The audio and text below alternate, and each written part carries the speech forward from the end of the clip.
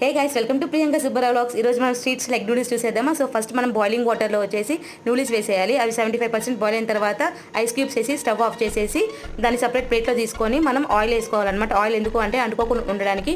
Next మనం vegetables తీసుకోవాలండి. So మెయిన్గా వచ్చేసి carrot, cabbage, onion and chilli ఉండేటట్టు చూసుకోండి. దాని తర్వాత ప్యాన్లో ఆయిల్ పోసేసుకొని మనం ఎగ్స్ వేసేసుకొని వాటికి కొంచెం ఫ్రై అయిన తర్వాత అల్లం వెల్లుల్లి పేస్ట్ వేసుకొని అది కూడా ఫ్రై అయిన తర్వాత మనం కట్ చేసుకున్న వెజిటేబుల్స్ అన్నీ వేసేయండి.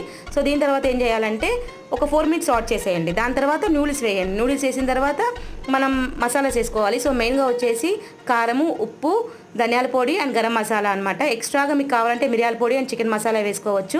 స్ట్రీట్ స్టైల్లో మాత్రం మనకి టేస్ట్ కావాలంటే అజినోమోటో వేయండి, లేకపోతే you can skip it. So ఇదంతా మిక్స్ అయిన తర్వాత నేను సోయ్ సాస్ అండ్ కెచప్ వేసుకున్నాను.